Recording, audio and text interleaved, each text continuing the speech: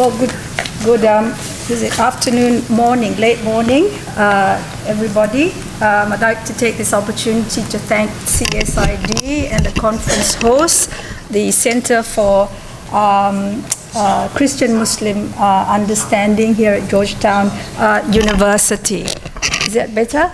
Okay. This paper is essentially part of a book project I'm working on ethno-religious nationalism in Malaysia. The project started when I was based at Georgetown a few years ago. Initially, it was just focused on Malaysia's political trajectory, looking closely at the breakthrough election in 2018, when a government that had been in power for 61 years was overturned via the ballot box. And a new opposition coalition was elected to office, to federal government. However, I was here during the Trump administration, and what I noticed was the marked similarity between Malaysian politics and US politics during the Trump administration. In particular, the ethno-religious nationalism emanating from the Trump administration. Similarities between that and the governments, the past government in Malaysia and current government in Malaysia. So, many of the presentations focus on Arab states. Well, mine focuses on a Muslim majority state in Southeast Asia. And I believe there's one or two other presentations that does that. Well, I guess it makes sense because there are more Muslims in the non-Arab world than there are in non-Arab world than there are in the Arab world. Okay, so in my presentation as well, I have referred to Islamists in a shorthand manner. What I'm referring to are hardline Islamists. Okay. So there is a deepening global democratic recession that has persisted for about 2 decades.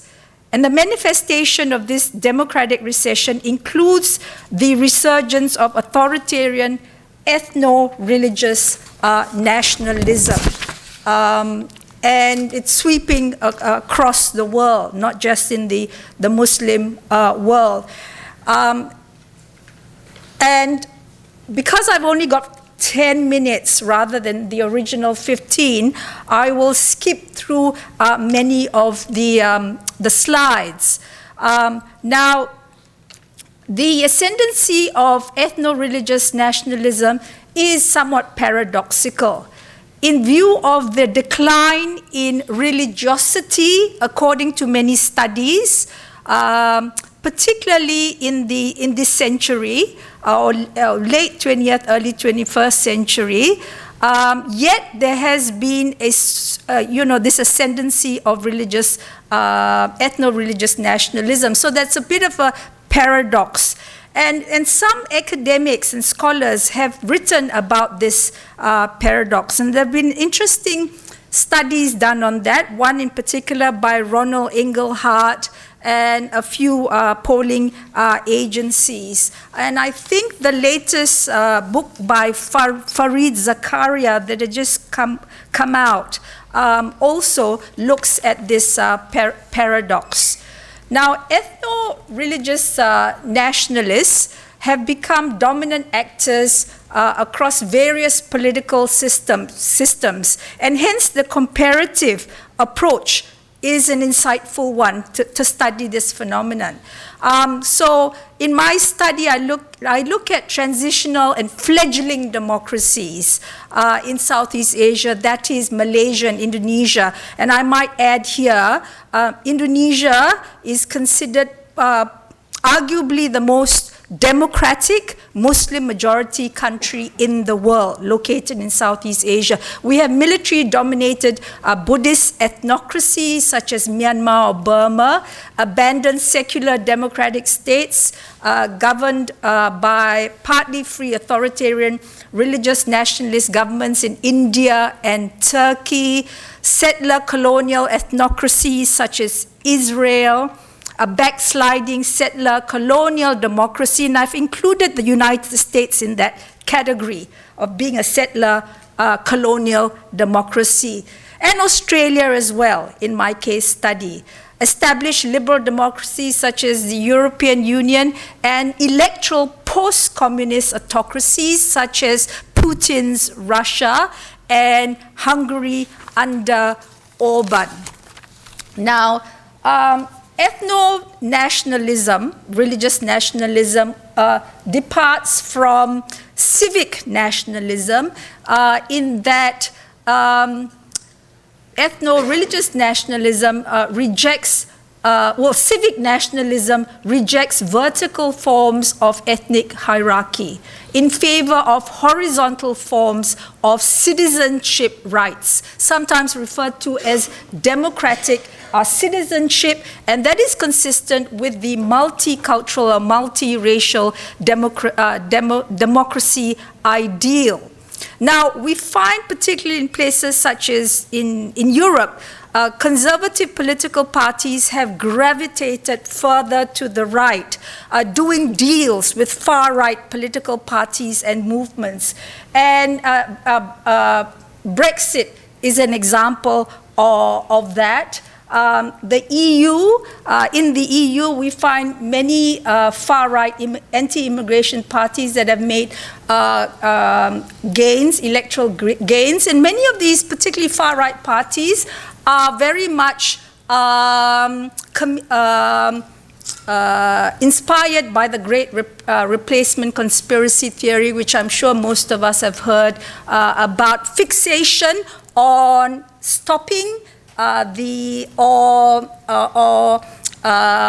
limiting the migration of non-Europeans to their countries. And Orban, Hungary's Orban is a clear example of this. Now in India, if we move to Asia, we find the rise of Hindutva majoritarian supremacy from a state that was envisioned by the founders and framers as a secular democracy. In Myanmar, we find Buddhist hegemony supported paradoxically by Democrats and reformers.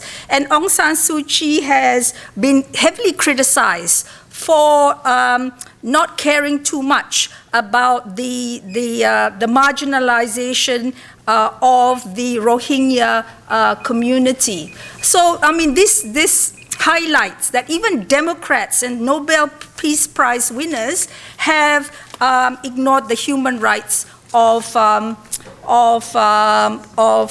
minority communities.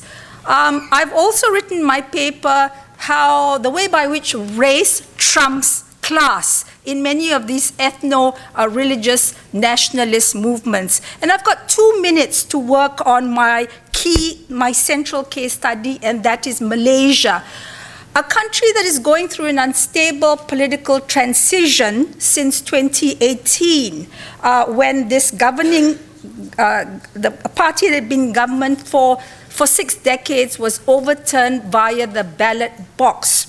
However, the government that was elected to office was overturned via an insider coup, a bloodless insider coup by ethno-religious nationalists unhappy with the reform, the political, social, and economic reform agenda of these ethno-religious nationalists, in particular the Ketuanan Melayu doctrine that was promoted by this government.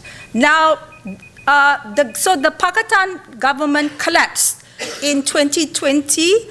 It was then re-elected in 2022. So it's now in power led by Prime Minister Anwar Ibrahim, who I believe is a fellow at Georgetown University, sit still.